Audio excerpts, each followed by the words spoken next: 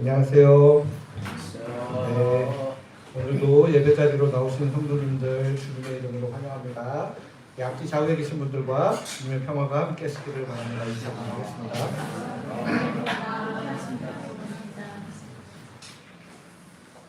이제 묵상 기도하심으로 오늘 주일 예배를 하나님께 드리겠습니다.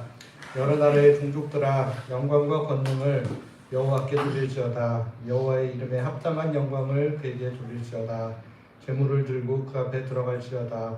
아름답고 거룩한 것으로 여호와께 경배할지어다. 하나님은 영이시니 예배하는 자가 영과 진리로 예배할지니라. 아멘.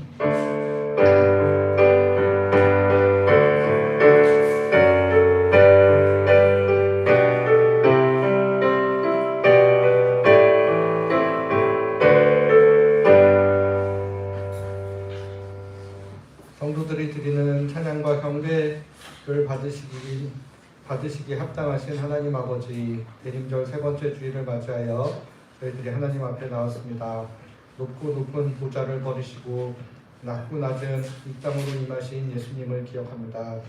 겸손하게 우리 곁으로 오신 주님을 깊이 묵상하며 우리도 주님 닮은 사람들로 변화되게 하여 주시옵소서. 예수 그리스도의 이름으로 기원하옵나이다. 아멘.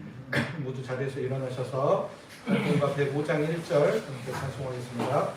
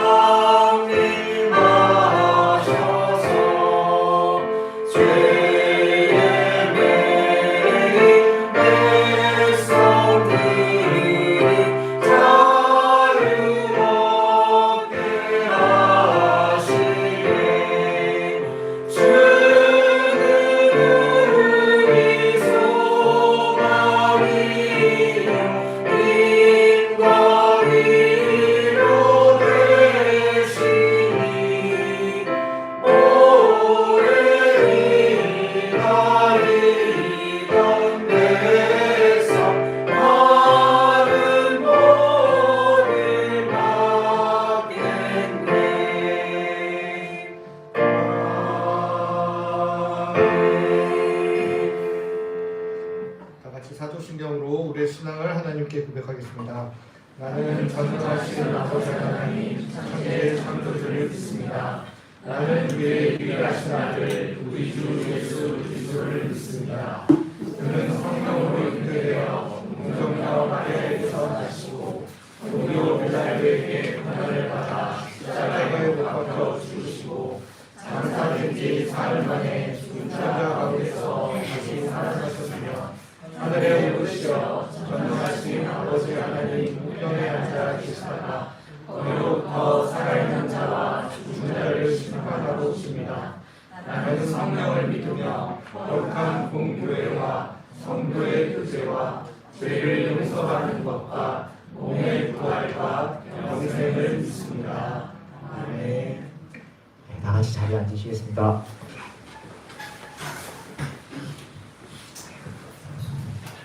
왕이 나셨다. 우리 이 찬양 같이 할 건데요. 대림절이라서 그래서 어떤 찬양을 할까 고민을 하다가 고른 찬양입니다.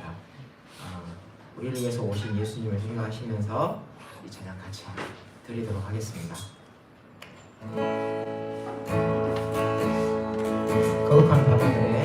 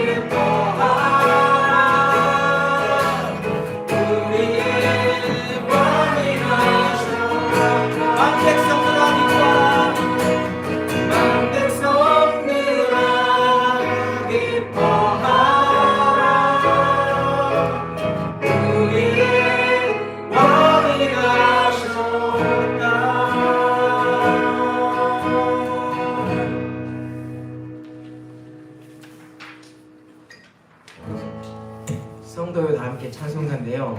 우리 이렇게 한번 찬양해 보도록 하겠습니다. 성도여 다 함께 할렐루야 아멘. 주 찬양하여라 할렐루야 아멘. 주 보좌 앞에서 택하신 은혜를 다 찬송하여라 할렐루야 아멘. 먼저 자매님들이 앞에 두 소절을 하는 거예요. 성도여 다 함께. 그러면 형제님들이 할렐루야 아멘. 두 번째 소절도 마찬가지고 세 번째는 다 같이 하시고 네 번째 소절 그렇게 하겠습니다. 1절만 그렇게 하시고 2절 계속 하면 지루하니까 2절은 다 같이 찬양하도록 하겠습니다.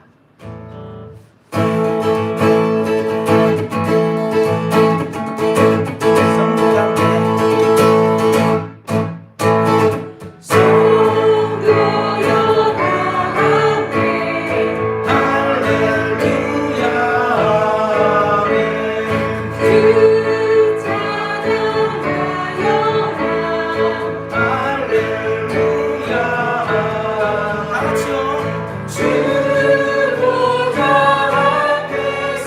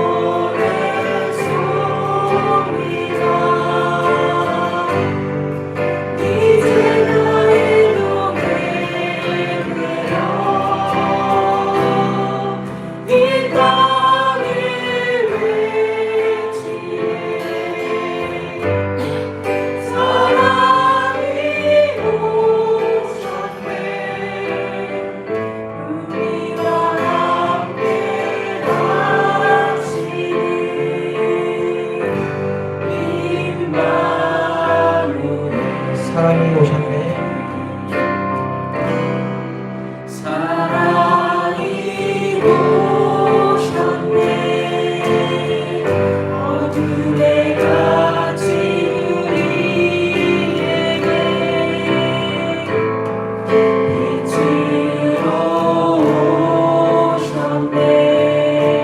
온 세상 구주 나셨네. 세상 끝날까지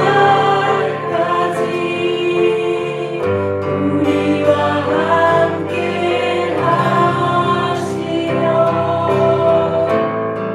사랑이 오셨네. 온 세상 구주 나셨네.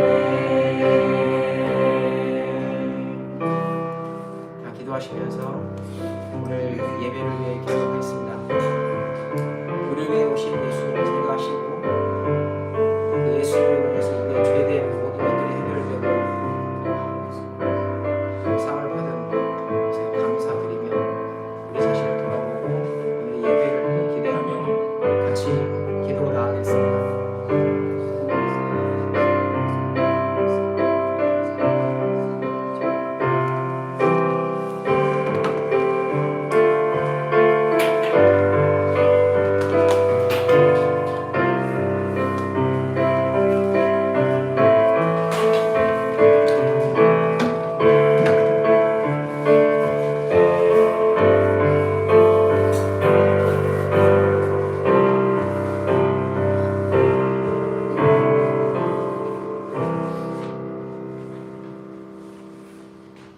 기도드리겠습니다.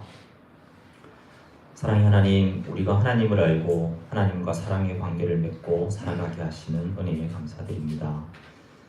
하나님께서 연약한 인간의 몸으로 우리에게 다가오신 대림절 기간을 지나고 있습니다. 예수 그리스도의 성육신이 오늘을 살아가는 우리 각자에게 어떤 의미인지 묵상하며 하나님의 마음을 알아가고 이웃에게 사랑을 전하는 삶을 살아갈 수 있도록 인도하여 주시옵소서. 교회의 방향과 정체성을 담은 정관 개정 작업을 진행하는 과정에서 우리가 지향하는 교회의 모습이 그리스도의 복음에 부합하기를 소망합니다. 교회가 무엇인지, 하나님께서 교회 공동체로 부르신 뜻이 무엇인지 깊이 논의하고 마음을 함께 모으는 시간을 통해서 예수 마을 모든 성도들이 지체의 한 부분으로 공동체의 구성원으로 힘들게 갈 수 있도록 인도하여 주시옵소서. 예수마을 교회를 사랑하여 앞서 고민하고 헌신하는 운영위원님들의 수고를 주께서 기억하여 주시기를 원합니다.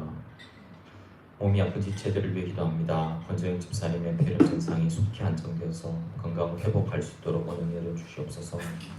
간호하며 돌보시는 권사님께도 힘을 주셔서 지치지 않고 몸 상하지 않도록 좀 돌보아 주시기를 원합니다. 로마서 말씀을 통해 그리스도의 복음을 깊이 알아가는 은혜를 주신 주님, 말씀을 준비하시는 양동현 목사님께 성령의 지혜를 충만하게 하여 주시고 주의 말씀이 우리에게 생명을 불어넣는 은혜를 허락하여 주시옵소서. 하나님께 예배드리는 시간을 허락하신 주님께 감사드립니다. 예수님 이름으로 기도드립니다. 아멘.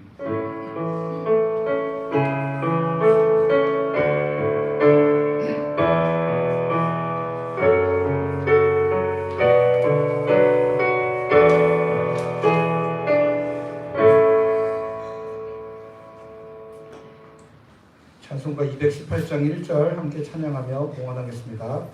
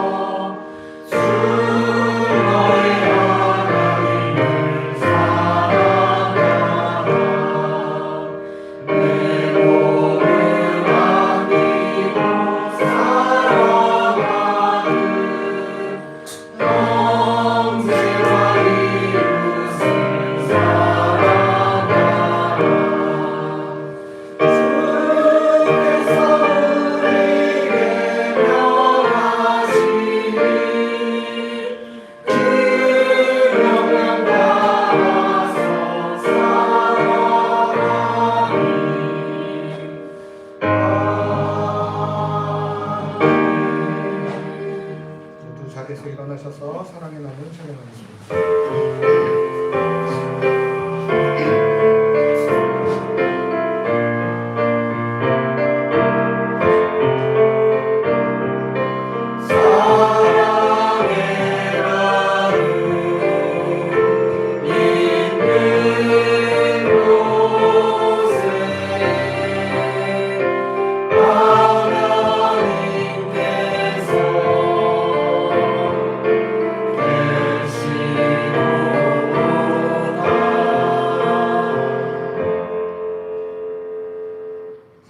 하나님, 저희가 누군가의 좋은 이웃으로 살아가며 슬퍼할 때 함께 아파하고 기뻐할 때 함께 즐거워하는 사람이 되기를 바랐지만 실제 저희 삶을 돌아보면 당장 저희에게 주어진 삶을 살아가기에 급급하여 주위를 돌아보지 못했음을 고백합니다.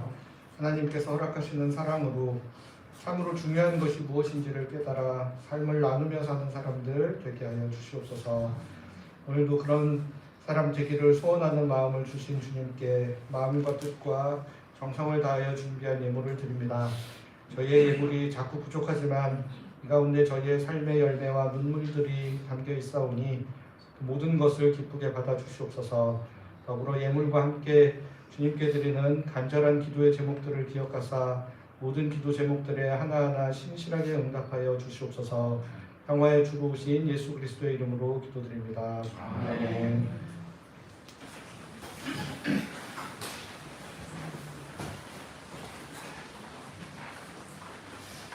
하나님께서 오늘 우리에게 주시는 말씀은 로마서 1장 18절부터 27절까지 말씀입니다. 한글 성경 번역 말씀으로 한 절씩 제가 한 절 읽고 여러분 한 절 읽고 번갈아 교독하도록 하겠습니다. 하나님의 노하심은 불의한 일로 진리를 억누르는 사람들의 모든 불경건과 불의에 대해 하늘로부터 나타납니다.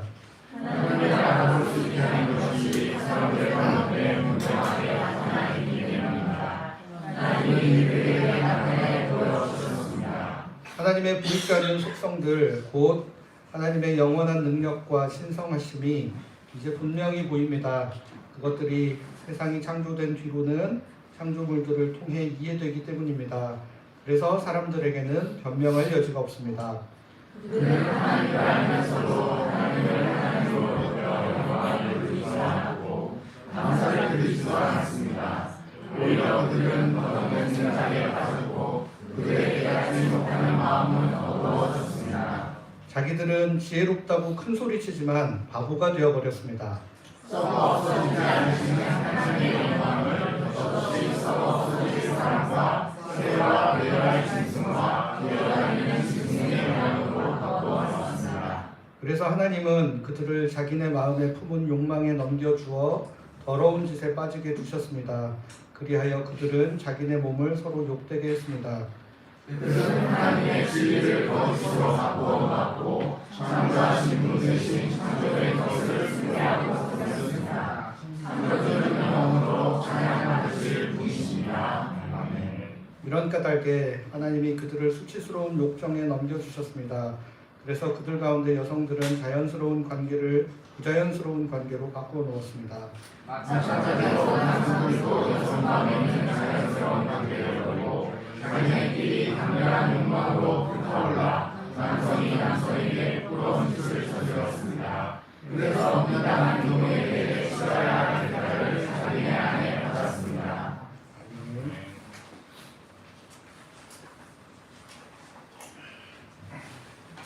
최근에 한 유명 영화 배우의 과거 문제 때문에 큰 화제와 이야기거리들이 생겨났습니다. 과거 청소년 시절 범죄로 인하여 소년 보호 처분을 받아 소년원에 송치된 전력이 밝혀졌기 때문입니다.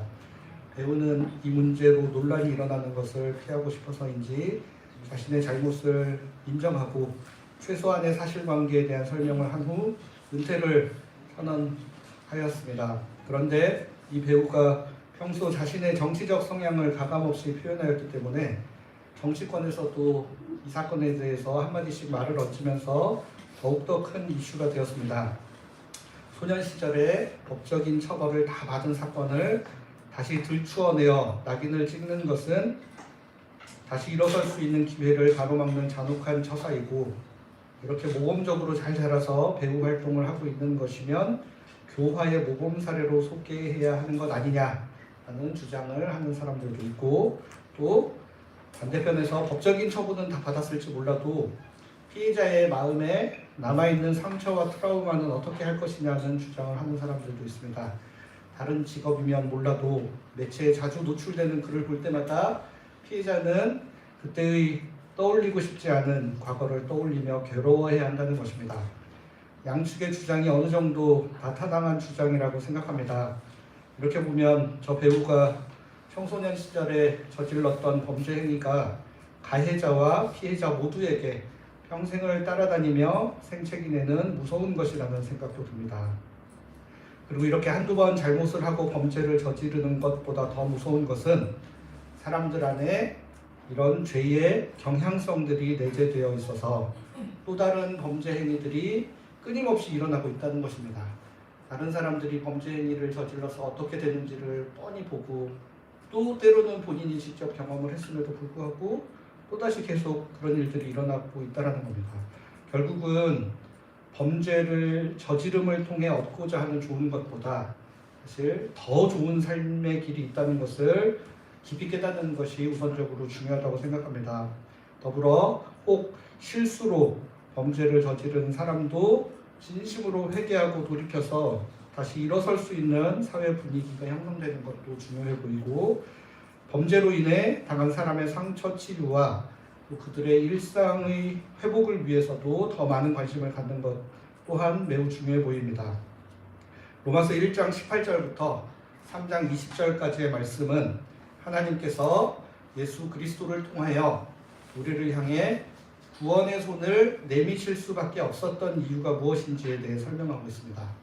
앞서 설명드린 배우처럼 법에서 정하고 있는 범위를 벗어나서 범죄 행위를 한 사람들부터 시작하여 저희같이 겉으로 드러나는 범죄 행위는 하지 않았지만 또 다른 형태로 죄를 짓고 있는 사람들, 그리고 하나님의 가르침을 잘 알고 있다고 믿고 있는 유대인들과 같은 사람들의 죄까지 다양하게 소개를 하며 결국에는 모든 사람이 하나님의 구원을 필요로 하고 있음을 역설합니다.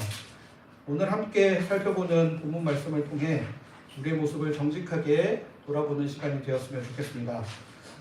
지난주까지 저희가 꽤 긴 시간을 할애하여 또 로마서 전체의 주제문에 해당되는 1장 16절 17절까지 말씀을 살펴보았습니다. 그동안 살펴본 부분들이 다 서론이고 이제 앞으로 로마서에서 나올 이야기들이 맛보기로 조금씩 소개되었고, 이제부터는 이제 본격적으로 한 주제에 대해 좀 더 구체적이고 심도 있는 진술들이 이어진다라고 보시면 될 것 같습니다. 그렇지만 본론이 시작된다고 해서 앞 이야기와 전혀 연결고리 없는 다른 이야기로 시작하지는 않습니다. 17절의 내용과 오늘 본문을 시작하고 있는 18절의 내용이 자연스럽게 연결되는 것을 확인할 수 있는데, 먼저 오늘 본문 18절 말씀을 이렇게 보도록 하겠습니다. 우리 한 목소리로 같이 읽어보겠습니다. 시작.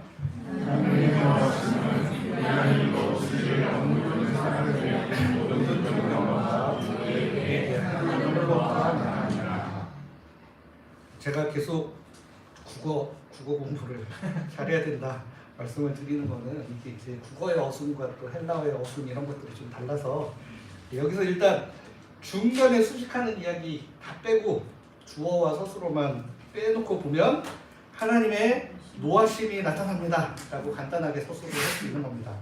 근데 이게 사실 이 문장 형태가 어디서 많이 봤던 건데, 바로 지난주에 살펴본 17절에 나왔던 구절과 굉장한 비슷한 형식을 갖추고 있습니다. 17절 보시면 왜냐하면 하나님의 의가 드러납니다.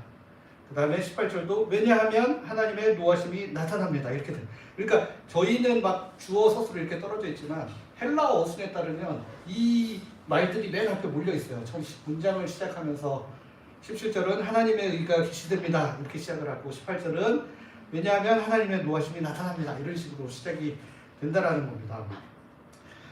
그래서 17절에서 예수 그리스도를 통해 하나님의 의가 나타나게 되었음을 강조하였는데, 18절에서 그 문장 구조를 그대로 가지고 와서 하나님의 노하심이 나타났습니다 라고 서술을 하고 있습니다. 그리고 이제 한국어 번역에는 잘 나타나지 않지만 18절에도 왜냐하면 가르라는 접속사가 들어있습니다. 그러니까 저희가 지난주에 막 논리 구조 따라 왜냐하면 이렇게 3번 연속으로 나오는 거 보여드린 적이 있는데, 사실은 18절 앞에도 왜냐하면이 숨겨져 있다는 것입니다. 그래서 이런 내용들을 감안하여 보면 하나님께서 복음 속에 하나님의 의를 계시하였습니다. 왜냐하면 하나님의 노하심이 나타났기 때문입니다. 그러면서 하나님의 노를 촉발시킨 사람들의 죄에 대해서 이제 18절부터 3장 20절까지 계속 이렇게 소수를 하고 있다는 겁니다. 그리고 나서 이제 3장 21절로 넘어가면 또 이렇게 기록되어 있습니다. 한번 같이 읽어보겠습니다. 시작. 그러나 이제 이 의는 율법과 예언자들이 증언하고 있는 것입니다. 그 여러분 보시면 하나님의 의가 나타났습니다. 여기 또 나옵니다. 그러니까 이 1장 18절부터 3장 20절 사이 앞뒤를 하나님의 의가 나타났습니다. 감싸고 있는 거. 그러니까 하나님의 의가 나타났다는 이야기를 제일 하고 싶은 거예요. 사실은 그걸 제일 하고 싶은데 왜 하나님의 의를 나타낼 수밖에 없었느냐? 바로 18절부터 3장 20절까지 모든 사람이 죄를 범하였기 때문이다.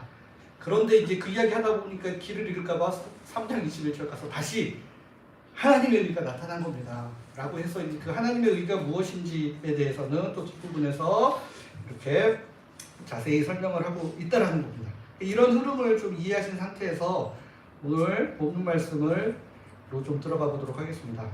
그러니까 하나님의 노하심이 나타내게 된 배경에 대해 1장 18절부터 3장 20절까지 길게 기록되어 있다고 말씀을 드렸는데 이 본문은 또 크게 세 부분으로 나눌 수 있습니다. 그래서 오늘 저희가 그 중에 첫 번째 해당하는 1장 18절부터 32절까지 말씀을 살펴볼 예정입니다.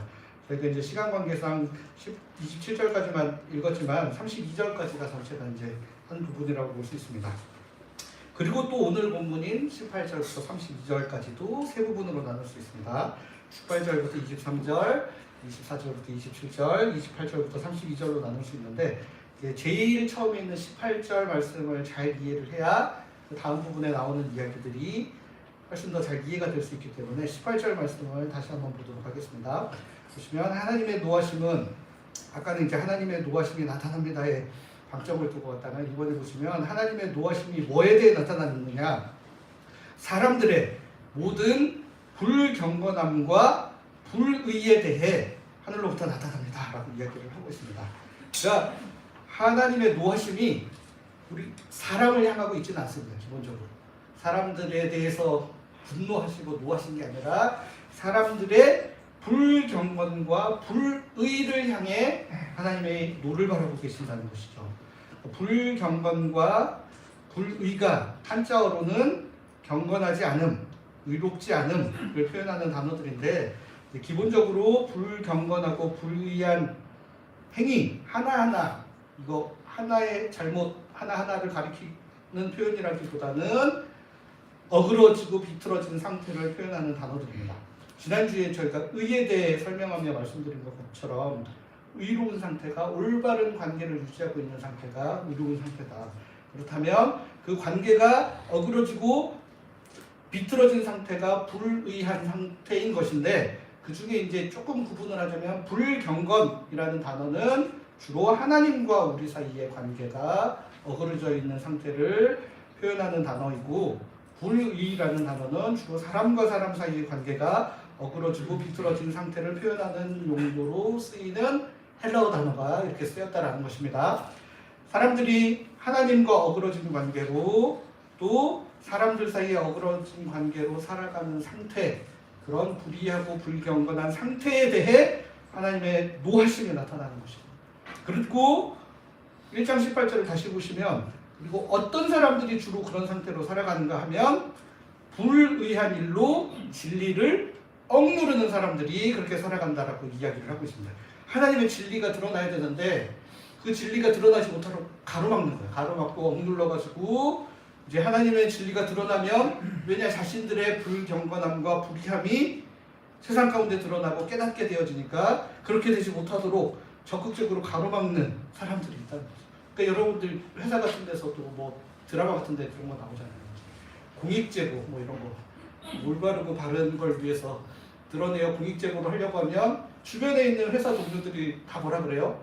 너만 잘났어, 너만 깨끗해 이러면서 진리가 드러나는 거를 억누르고 숨기려고 하잖아요. 왜냐? 자신들의 잘못들도 그동안의 관행으로 해온 잘못들이 같이 드러나는 게 두렵기 때문에 계속 억누르는 것처럼 오늘 본문에서 특별히 불의한 일로 하나님의 진리를 억누르는 사람들이 주로 불경건과 불의한 상태로 자꾸 빠지게 된다라는 것을 이야기를 하고 있다라는 겁니다.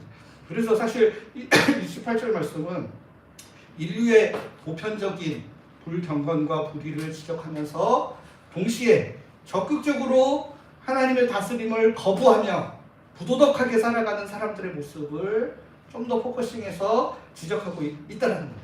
오늘 저희가 살펴보는 18절부터 32절까지가 바로 좀 그런데 포커싱이 되어 있다는 겁니다. 이렇게 18절 말씀에서 서술하는 내용에 대한 이해를 가지고 이어지는 말씀을 좀 보도록 하겠습니다. 18절 뒤에 바로 이어지는 19절부터 23절까지 말씀을 통해 불경건한 상태, 즉 하나님과의 관계가 어그러진 상태가 어떤 상태인지를 이렇게 다음과 같이 설명을 하고 있습니다. 먼저 19절부터 20절, 19, 20절 말씀을 보시면 우리에게 하나님을 알만한 것이 하나님께서 창조하신 피조물 가운데 가득하다라는 이야기를 먼저 하고 있습니다. 19절부터 20절입니다. 하나님을 알아볼 수 있게 하는 것이 사람들 가운데 분명하게 나타나 있기 때문입니다. 하나님이 그들에게 나타내 보여주셨습니다. 하나님의 보이지 않는 속성들, 곧 하나님의 영원한 능력과 신성하심이 이제 분명히 보입니다. 그것들이 세상이 창조된 뒤로는 창조물들을 통해 이해되기 때문입니다. 그래서 사람들에게는 변명할 여지가 없습니다.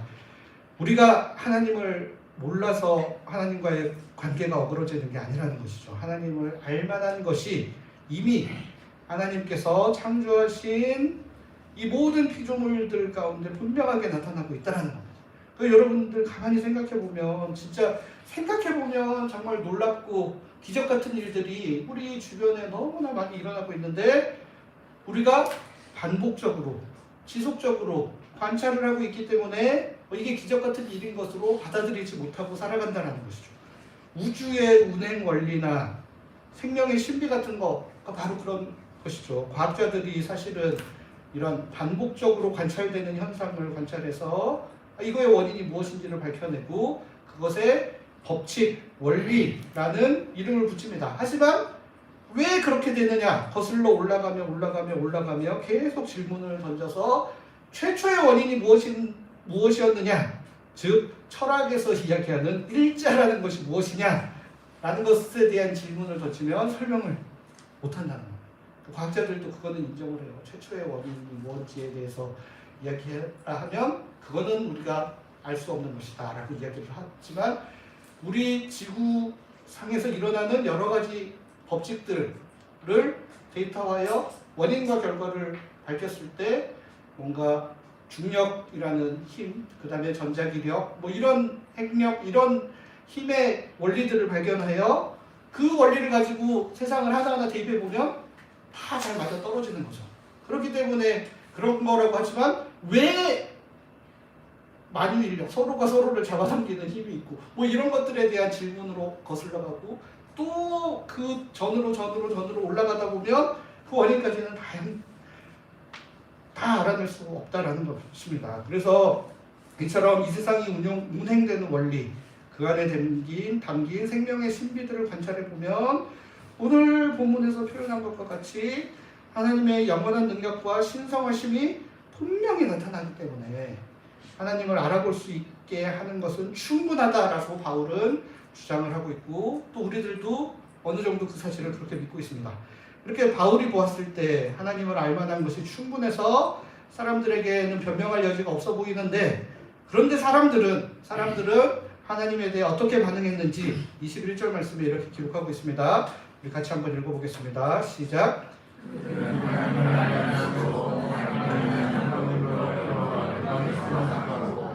감사를 드리지 않았습니다. 오히려 그들은 덧없는 생각에 빠졌고 그들의 깨닫지 못하는 마음은 어두워졌습니다. 하나님을 알만한 것이 충분하기 때문에 사람이 하나님을 하나님으로 높여 영광 돌리고 감사를 드리는 것이 너무나도 당연한데 그것이 바로 하나님과 사람 사이의 관계를 바르게 하는 것입니다. 그러나 사람들은 하나님을 하나님으로 인정하지 않았다라는 것입니다. 그러면서 덧없는 생각에 빠진다. 되지도 않는 생각을 자꾸 하면서 이렇게 하면 되지 않을까 이런 생각에 자꾸 빠져든다는 것입니다. 그러면서 이어지는 22절 말씀이 이렇게 기록되어 있습니다. 자기들은 지혜롭다고 큰 소리치지만 바보가 되었습니다. 하나님을 하나님으로 인정하여 하나님께 감사하며 하나님의 다스림에 순종하며 살기보다 내가 알고 있는 덧없는 생각이 오히려 지혜로운 것이다 라고 하는 욕망을 드러냈다라는 것이죠. 학자들은 이 본문이 창세기 3장의 선악과 사건을 바로 떠올리게 하는 본문이다라고 이야기를 하고 있습니다.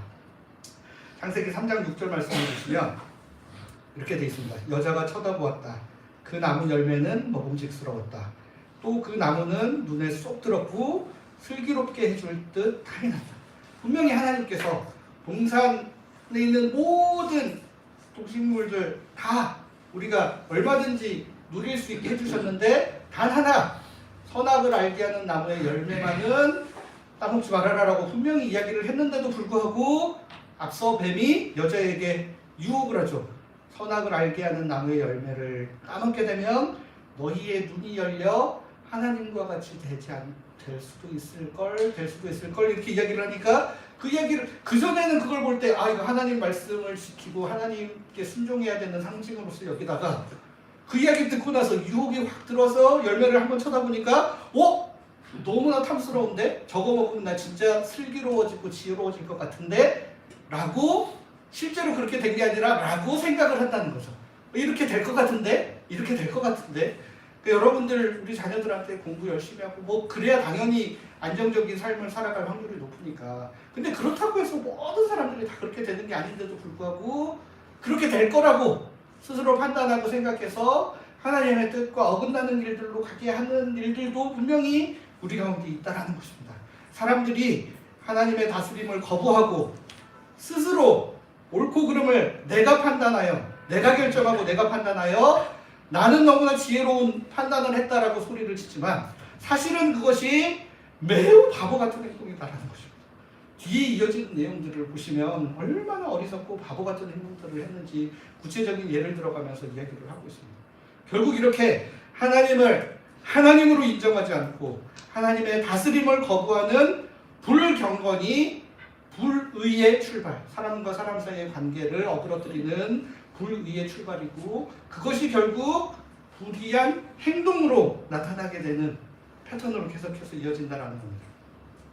그러니까 이렇게 하나님을 하나님으로 인정하지 않는 사람들은, 하나님의 다스림을 거부하는 사람들은 원래 하나님이 계셔야 될 그 자리에 다른 것을 올려놓고 그것을 숭배하게 된다는 것이죠. 좀 더 일반론적인 표현으로 25절에는 이런 식으로 표현을 하고 있습니다. 하나님의 진리를 거짓으로 바꾸어 놓았다. 하나님이 있어야 될 자리에 하나님 대신 다른 걸 바꿔서 거짓된 것을 올려놓는 잘못을 저질렀다라고 표현을 하고 있습니다. 하나님의 자리를 무언가가 대체를 하고 있는데 오늘 본문은 무엇이 그 자리를 대체하고 있다고 이야기를 하고 있냐면 바로 우리의 욕망이 그 자리를 대체하고 있다라고 이야기하고 있습니다. 오늘 본문 24절, 26절, 28절에 비슷한 표현이 반복해서 등장하고 있습니다. 하나님은 그들을 자기네 마음에 품은 욕망에 넘겨주고 하나님이 그들을 수치스러운 욕정에 넘겨주셨습니다. 하나님은 그들을 무가치한 정신상태에 넘겨주신 것이죠. 여기서 먼저 우리가 하나 생각해야 될 것은 넘겨주셨다라는 표현, 하나님이 넘겨주셨다라는 표현에 대해서 좀 이해를 할 필요가 있는데 이거를 이제 문자적으로 그대로 받아들이면 어떻게 되냐면 하나님께서 우리가 얄밉고 미워가지고 너네는 욕망에 따라 살아 라고 몇 명한테는 정해줘서 그 사람들 어쩔 수 없이 욕망에 따라 산 것처럼 오해될 수 있는 표현이죠. 구약 성경에도 비슷하게 어떤 표현이 있냐면 하나님께서 바로의 마음을 강팍하게 하셨다 이런 표현이 등장해요. 그러면 보면 바로는 원래 안 그러고 싶었는데 하나님이 막 억지로 강팍하게 만들어가지고 이스라엘 백성 안 보내준 걸로 오해를 할 수 있다는 거죠. 근데 이거는 이런 구절들은 일종의 수사적인 표현이라고 볼 수 있습니다. 그러니까 하나님이 바로의 마음이 강팍하게 되도록 조치를 취하시거나 기적을 베풀어서 강팍해져라. 우리를 욕망에 따라 살아라 막 이렇게 해서 적극적으로 넘겨주셨다는 의미가 아니죠. 실제로 살아가는 삶의 모습 가운데서 나타나는 마음이 강팍해진 바로의 상태, 그리고 우리가 욕망에 충실해서 살아가는 상태, 이게 뭐에 기인하는 것이냐면 하나님께서 우리에게 자유의지를 부여하셨기 때문에 하나님께서 최초에 우리에게 자유의지를 부여하는 순간 이런 일들이 일어날 가능성들이 예측이 됨에도 불구하고 하나님께서 우리를 사랑하셔서 이것을 허용해 주셨다라는 의미인 것입니다. 일종의 하나님의 절대 주권을 강조하려고 하는 표현인 거죠. 그래서 만일 하나님께서 사람에게 자유의지를 주지 않으시고 로봇처럼 만드셨다면 이 말이 맞아요. 이렇게 하나님이 넘겨주셨다 그러면 하나님이 넘겨줬으니까 그대로 따라가는 존재가 돼버렸겠죠. 하지만 하나님께서는 사람이 하나님을 배반하고 거역할 가능성이 있음에도 불구하고 자유의지를 주셨는데 그게 왜 그러냐면 그게 온전한 사랑 그런 데서 오는 거기 때문에 어쩔 수 없이 사랑해야 되는 존재로 코딩돼가지고 그냥 사랑하면서 사는 존재가 아니라 사랑할 수도 있고 사랑하지 않을 수도 있는데 그럼에도 불구하고 선택하여 사랑하는 것이 진정한 사랑이기 때문이라는 거예요. 그러니까 여러분들 부부가 서로 만났을 때 내가 이 사람과 결혼하겠다는 뜻은 내가 사랑할 수 있는 다른 이성과의 관계는 다 포기하고 선택하겠다라는 결정이기 때문에 그것이 진정 가치 있고 의미 있는 사랑인 거지. 태어날 때부터 일종의 정략 결혼처럼 사랑하게 정해져 있어서 어쩔 수 없이 사랑한다라고 생각하면 그게 진정한 사랑이냐 이겁니다. 그래서 하나님께서 절대 주권을 가지고 계시기 때문에 이 모든 것들을 컨트롤할 수 있는 능력이 있으심에도 불구하고 하나님께서 그 능력을 사용하기를 포기하시고 자유의지를 주시고 하나님께서 그것들을 자유의지를 우리의 의지대로 사용할 수 있도록 허용해 주신 가운데 우리가 마음이 강팍해지기도 하고 우리가 욕망에 따라 살아가는 일들도 생기기 때문에 이거를 수사적으로 이렇게 표현을 한다는 겁니다. 그러니까 그러면서도 하나님이 보시면 자유의지로 욕망을 따라 사는 모습을 보면서 때로는 적극적으로 개입하셔서 너 그러면 안 되지 않겠냐라는 마음에 심한 동요를 주든지 가까운 사람의 음성을 통해서 아니면 막 아침 묵상을 하는 중에 마음에 찔림이 되는 말씀을 읽게 하신다든지 좀 더 적극적으로 우리를 그렇지 않은 삶으로 초대하는 액션들을 취하시는 때가 있고 또 어느 때는 하나님께서 그냥 그러든지 말든지 침묵하고 내버려 두시는 것처럼 느껴질 때가 있는데 그 하나님께서 내버려 두시는 상태인 이거를 이제 하나님의 진노가 노하심이 나타났다라고 할 때 이 하나님의 노하심의 또 다른 표현이다라고 보기도 한다라는 거예요. 내버려 두는 거예요. 그러든지 말든지. 그렇지만 하나님께서 무한정 내버려 두시진 않죠. 항상 임계점이라는 게 있죠. 임계점. 하나님께서 기다리고 참아주시고 내버려 주시는 그 때가 있어요. 때가 있어요. 하나님의 때. 그래서 복음이 처음 시작할 때 예수님께서 오셨을 때도 때가 참에 하나님의 나라가 이 땅 같다. 이 이야기를 하시는 거죠. 그러니까 하나님께서 내버려 두시고 참아주시고 기다려주시더라도 임계점에 도달하면 이 하나님의 노하심을 나타내실 수 있어요. 그래서 내버려두는 노하심과 또 마지막 심판 때 결국에는 판단하시고 심판하시는 그 심판, 이 모든 것들을 다 포함하는 내용이다라는 겁니다. 그렇기 때문에 하나님께서 뭐 우리 좀 잘못할 때마다 그때 개입해서 또 그러면 막 이렇게 하실 때도 있지만 그렇지 않을 때도 있고 여러 가지 상황들이 우리에게 있는데 그 중에 이 넘겨주셨다는 표현은 일종의 이런 수사적인 표현으로 이해를 할 수 있다라는 것을 아시면 좋겠고요. 그 다음에 이제 어쨌든 여기서 우리가 이제 말씀을 통해 궁극적으로 하고 싶었던 제일 중요한 이야기가 뭐냐? 우리의 욕망이라는 것이 하나님께서 우리를 다스리는 것과 동등한 정도의 힘을 발휘할 정도로 강력하게 하나님의 자리를 위협하는 것이다라는 겁니다. 그러니까 여러분 불교, 이슬람교, 무속신앙 같은 다른 종교가 하나님의 자리를 대신했다고 생각하는 것은 굉장히 단순하고 일차원적인 생각입니다. 오히려 우리의 욕망이 태초부터 지금까지 굳건하게 많은 사람들 마음 가운데서 하나님의 자리를 대신하고 있는 거예요.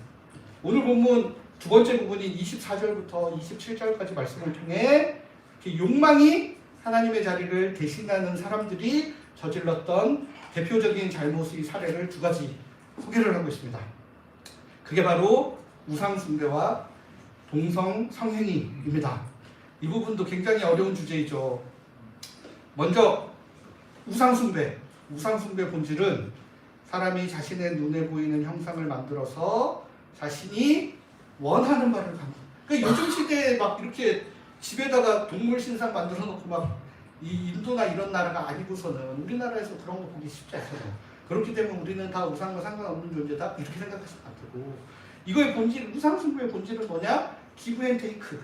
내가 우상 앞에 이 정도의 공을 들였으니 너 우상은 나한테 내가 원하는, 내가 바라는 이것들 줘야 되지 않겠느냐라고 생각하면서 섬기는 게 바로 우상 숭배의 본질이라는 거.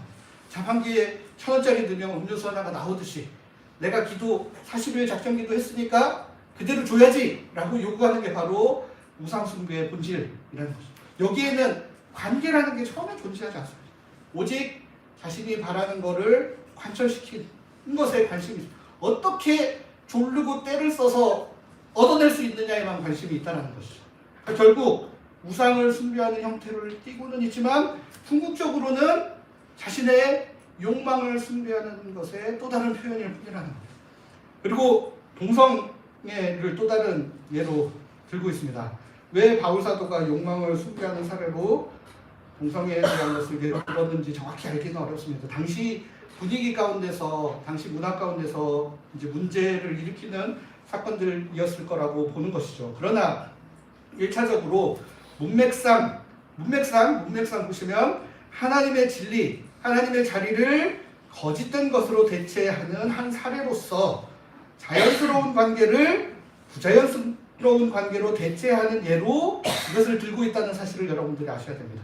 하지만 궁극적으로 이 본문을 통해 전하고자 하는 메시지는 뭐냐? 우리의 욕망이 하나님의 자리를 대신하고 있다는 겁니다. 그렇기 때문에 이 본문을 통해 나는 신상에게 절하거나 우상 숭배하지도 않고 동성애하는 사람이 아니니 나랑은 상관없는 구절이구나 라고 적용을 하면서 대신 이런 비슷한 거 하고 있는 다른 사람들을 향해 계속 정죄하는 방향으로 봐라. 성경 여기 보면 이거 하지 말라 그러지. 너 그렇게 살지 마. 이런 식으로 적용하는 것은 매우 잘못된 적용의 방법이라는 거예요. 하나님께서 이 본문을 우리에게 주시는 것은 우리의 욕망이 하나님의 자리를 대신하고 있다. 그렇다면 예로 우상 숭배와 동성애를 들었지만 나는 나의 어떤 욕망이 하나님의 자리를 대신하려고 하는지 그것을 묵상하고 생각하면서 이 말씀을 바라보아야 한다는 겁니다. 내가 성공하고 싶은 마음 내지는 우리 자녀들이 너무 잘 되는 거, 이게 오히려 하나님의 자리를 대신해서 모든 삶의 초점이 거기에만 맞춰져서 살아가고 있지는 않은지를 돌아보는 게 이 말씀을 제대로 묵상하는 방법이라는 것이죠. 그러니까 이게 사실은 특별히 동성애 같은 거는 굉장히 조심스럽고 민감한 주제이기 때문에 제가 혼자 일방적으로 이야기하는 설교 시간을 통해 말씀드리기보다는 오히려 저희가 함께 대화할 수 있는 시간이 있으면 각자의 생각을 서로 나누는 것이 바람직해 보여서 오늘 이 주제에 대해서 더 깊게 제가 생각하고 있는 바를 여러분들에게 소개하고 해드리지는 않겠지만 한 가지는 그래도 꼭 좀 말씀을 드려야 됩니다. 뭐냐면 지금 한국교회에서 동성애에 대해서 이렇게 과도한 반응을 보이고 있는 이거는 굉장히 방향을 엉뚱한 데로 잡고 있는 것이라고 할 수 있죠. 과거에는 동성애 자리에 뭐가 있었냐면 빨갱이가 있었어요. 빨갱이가. 한국교회가 빨갱이 때려잡는다고 이러다가 이제 최근에는 이제 남북 화해 무기교와 이렇게 대놓고 이러기는 어려우니까 타겟을 동성애로 변경을 했어요. 근데 이 이유가 뭔지 아십니까? 빨갱이와 동성애 공통점이 뭐냐면 유일하게 죄책감 없이 공격할 수 있는 게 이거라는 거 하나. 그러니까 우리가 이성적인 남녀 관계에서도 여러 가지 잘못을 저지르기도 하고 특별히 돈 문제와 관련해서는 너무너무 많은 잘못들을 저지르고 있는데 이런 거는 남들 막 지적하고 정죄하려고 보니까 너무 마음에 찔리고 걸리는 게 많아요. 그러니까 아무 말도 못하다가 내가 그럼에도 불구하고 이성을 사랑하고 좋아하는 거 이거는 어디에다 내놔도 내가 자신 있게 이야기할 수 있다. 그러니까 동성애만 주작장패 앉아있는 겁니다. 여러분 총회장이 불륜이 의심되는 정황이 나타나는 행위를 했는데 아무런 조치도 못해요. 아무런 조치도 못하고 그냥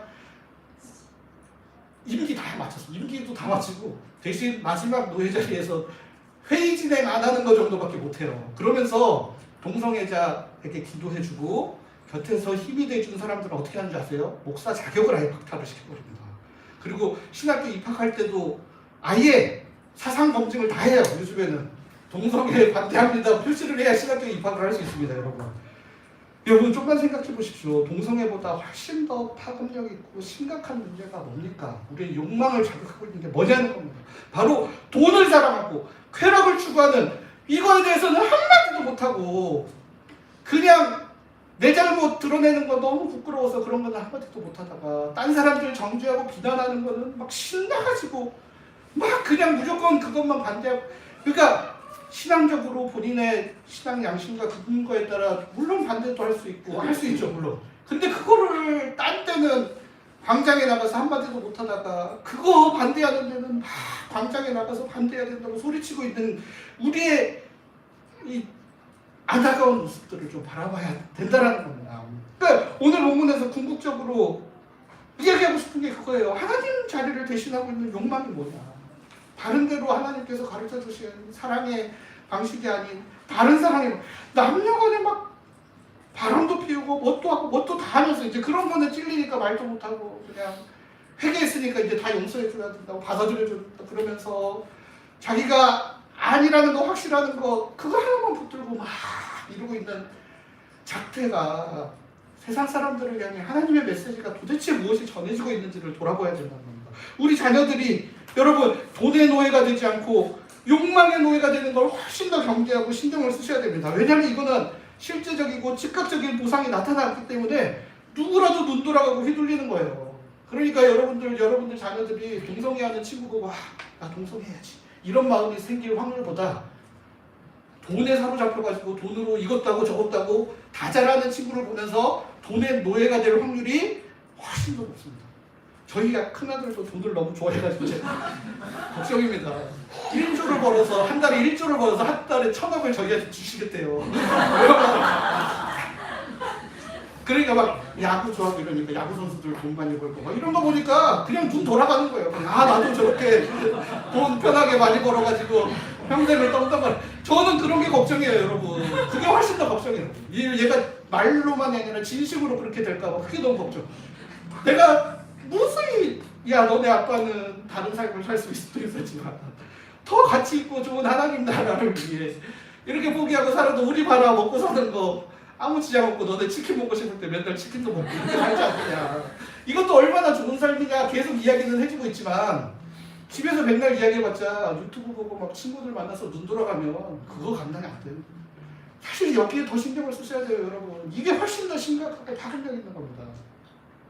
그렇기 때문에 무엇이 우리의 마음을 빼앗아 하나님의 자리를 대체하고 있는지를 잘 돌아보시고 또 우리 자녀들의 마음에 하나님의 자리를 대체하고 위협하려고 하는 것이 무엇인지 잘 생각하셔서 그것들로부터 끊임없이 우리와 우리 자녀들을 잘 지켜내기 위해 안간힘을 써야 한다는 것입니다. 마지막 세 번째 부분인 28절부터 32절은 따로 더 말씀 안 드리려고 합니다. 왜냐하면 시간도 없고 여러분들 너무나 잘 아실 수 있는 내용이라 하나님과의 관계가 비틀어지고 하나님 자리에 욕망을 대신 올려놓은 이후에 나타나는 사람과 사람들 사이에 어그러짐, 불의, 그리고 불의에 의한 행동들 내용을 소개하고 있기 때문에 이건 한번 읽어보시면 충분히 이해를 하실 수 있을 거예요. 이제 말씀을 마치려고 합니다. 여러분, 하나님을 알만한 것이 이 세상에 충분합니다. 조금 멈춰서서 조금만 깊이 생각해보면 누구나 하나님의 존재를 인정할 수 있습니다. 그러나 많은 사람들이 하나님을 하나님으로 인정하고 그 하나님의 다스림에 따라 사는 것을 거부하고 있습니다.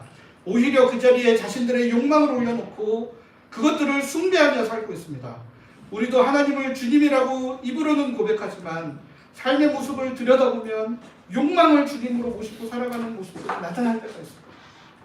겉으로 나타나는 불의한 행동을 교정하려고 하는 것도 중요하지만 더 근본적으로 하나님을 주인으로 모시고 살아가고 있는지, 하나님과 올바른 관계를 맺으며 살아가고 있는지 그것들을 확인하고 돌아보는 것이 너무나도 중요합니다. 하나님과의 올바른 관계가 형성되면 사람들과의 관계도 긍정적인 영향으로 이어집니다. 우리 삶의 근본적인 부분을 다루는 것이기 때문에 그렇습니다. 우리 모두 하나님을 하나님으로 인정하며 그 다스림에 순종하며 살아가는 사람들 될 수 있기를 바랍니다. 같이 기도하겠습니다. 하나님, 저희가 하나님의 하나님 되심을 온전히 인정하는 사람들 되게 하여 주시옵소서. 하나님을 알만한 것이 가득한데도 우리의 욕망을 앞세우느라 일부러 하나님을 모른 척하며 살아갈 때도 있었음을 고백합니다. 때로는 주님의 뜻에 따라 살려고 노력하면서도 실수하고 넘어지는 연약한 모습으로 살아갈 때도 있습니다. 저희의 삶의 방향을 바르게 교정하여 주시고 하나님의 다스림에 순종함으로 참된 생명의 기쁨을 맛보는 삶 살아가게 하여 주시옵소서. 예수 그리스도의 이름으로 기도드립니다. 아멘.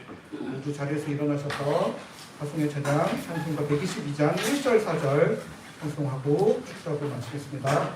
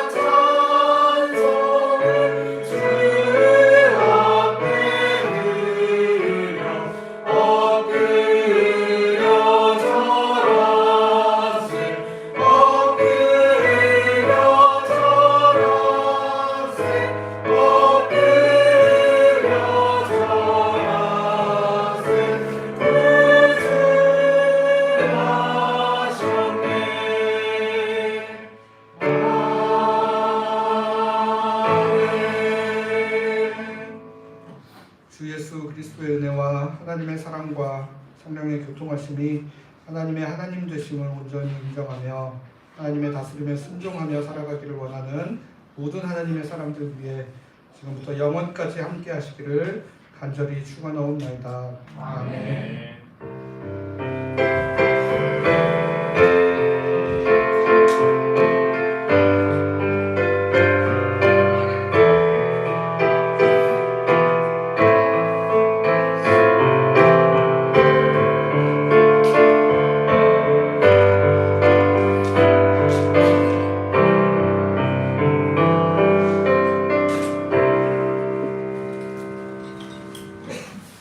자리에 앉아주시고 오늘 예배 자리로 나오신 모든 분들 주님의 이름으로 환영합니다. 오늘부터 이제 대림절 세 번째 오늘 대림절 세 번째 주일입니다. 대림절 묵상 계속 이어지고 있습니다. 우리 24일까지 계속되니까 기억해 주시고 이렇게 참여해 주시면 좋겠습니다. 오늘 광고 후에 바로 이어서 정기 재직회 진행하고 또 28일 주일에는 정관 개정을 위한 가족회의가 있습니다. 그리고 다음 주일 예배 안내를 좀 드리도록 하겠습니다. 다음 주 설교는 우리 이승장 은퇴 목사님께서 오셔서 말씀을 전해주시고, 그리고 다음 주일에는 성탄절 맞이해서 각 가정에서 준비해온 음식으로 식사하는 포틀럭 식사를 진행하도록 하겠습니다. 여러분들 제가 한 1년 포틀럭 식사하면서 지켜봤을 때 우리 가정별로 나눈 음식 잘 준비해 주시는 거 너무 감사하고 좋은데, 또 상황이나 또 여러 이유로 준비하지 못하시는 분들이 계신데 이제 그분들이 꼭 그날은 식사를 안 하고 그냥 가시는 것들을 제가 많이 목격을 했습니다. 그러니까 여러분, 우리가 교회 공동체가 이런 것 때문에 서로 눈치 보고 이러는 거는 굉장히 안 좋습니다. 그렇기 때문에 우리가 서로 할 수 있을 때는 하고 또 못할 때는 못하고 그럴 수 있다는 마음 편안하게 가지시고 다음 주에는 꼭 안 가져오신 분들도 남아서 같이 식사 꼭 같이 하고 가시면 좋겠습니다. 그리고 이제 개인 식기도 좀 챙길 수 있는 분들을 챙겨주시면 우리 설거지 하시는 분들, 우리 목사님들의 수고를 좀 더 덜어주실 수 있을 것 같습니다. 그리고 다음 주일 점심 식사 후에는 목양실에서 청소년마당 학부모 간담회가 있습니다. 청소년마당 학부모님들 기억해 주시기를 바라고요.